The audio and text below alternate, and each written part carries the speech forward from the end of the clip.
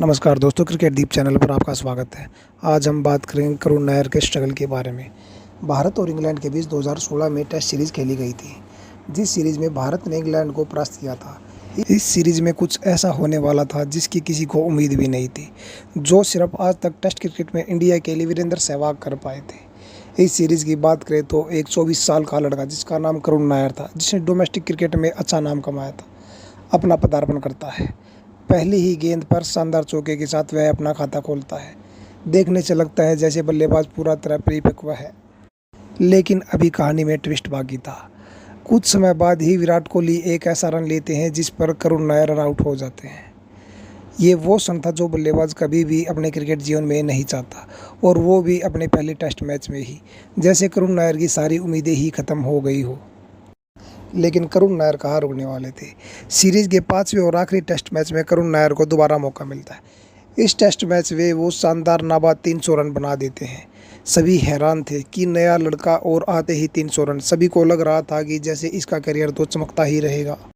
ऐसा करने वाले करुण नायर वीरेंद्र सहवाग के बाद मात्र दूसरे भारतीय बल्लेबाज थे जिन्होंने टेस्ट मैच में 13 शतक लगाया। ऐसा लगा जैसे भारत की निचले क्रम में एक बल्लेबाज की खोज पूर्ण हो गई, जो काफ़ी लंबे समय तक इंडिया में जगह बनाएगा। लेकिन किस्मत को कुछ और ही मंजूर था। साल 2017 में भारत और ऑस्ट्रेलिया के बीच टेस्ट सीरीज़ खेली गई। इस सीरीज़ में करुण नायर का बल्ला शांत रहा, और वो मात्र 66 रन ही इस सीरीज़ के 2 मैचों में बना पाए। लेकिन भारत इस सीरीज़ को भी जीतने में कामयाब रहा, तो लगा कि चलो कोई नहीं, एक सीरीज़ में तो कोई भी बल्लेबाज फ्लॉप हो सकता है। अब बारी आती है 2018 के इंग्लैंड दौरे की। भारत को टेस्ट सीरीज़ खेलने के लिए इंग्लैंड में जाना था। करुण नायर भी तैयार थे। उन्हें लग रहा था कि इस सीरीज़ में वो ज़रूर बेहतरीन वापसी करेंगे, लेकिन कहानी में कुछ और लिखा गया था। करुण नायर को भारतीय टीम में ज़रूर चुना गया, लेकिन उन्हें वहां पर खेलने का मौका नहीं दिया गया।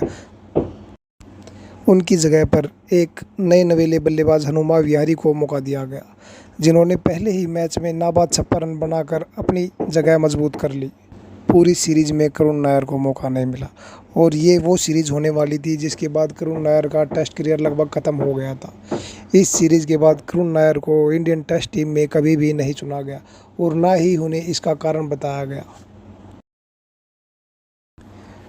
इंडियन टेस्ट टीम से ड्रॉप होने के बाद करुण नायर डोमेस्टिक क्रिकेट का रुख करते हैं, जहां पर वो लगातार मेहनत करते हैं और शानदार स्कोर बनाते हैं।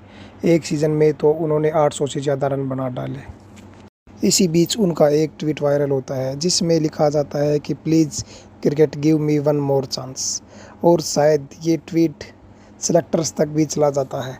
और उनके हालिया प्रदर्शन को देखते हुए एक सीज़न में जहां उन्होंने 800 रन बनाए, जिसमें उन्होंने 4 शतक लगाए, उनको लगता है कि इंडियन टेस्ट टीम में उनकी वापसी हो सकती है।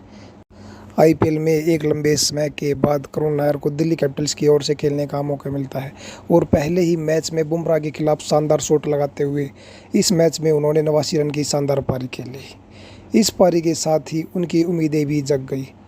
आईपीएल के बीच ही इंडिया ए टीम का ऐलान हो जाता है।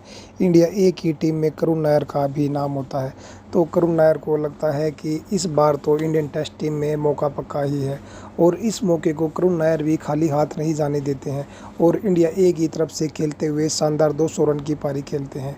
इंग्लैंड दौरे पर जाने से पहले प्रेस कॉन्फ्रेंस में गौतम गंभीर ने भी कहा कि करुण नायर एक अच्छे प्लेयर हैं, और उनका मानना ये है कि 1 या 2 मैच में किसी की खराब फॉर्म होने से उस खिलाड़ी का करियर पर कोई फ़र्क नहीं पड़ता। हम जिस खिलाड़ी को मौका देंगे उसे पूरी तरह से बैक करेंगे। ऐसा नहीं है कि 1-2 मैच के प्रदर्शन के बाद ही हम उस खिलाड़ी को ड्रॉप कर देंगे। देखना दिलचस्प होगा कि करुण नायर को भारतीय टेस्ट टीम की प्लेइंग 11 में जगह मिलती है या नहीं, और अगर जगह मिलती है तो करुण नायर इस मौके को कैसे बुना पाते हैं, क्योंकि इस समय करुण नायर के पास ये लास्ट मौका होगा। अगर वो इस मौके को नहीं बुना पाए तो शायद उनका टेस्ट मैच में दोबारा आना मुश्किल होगा।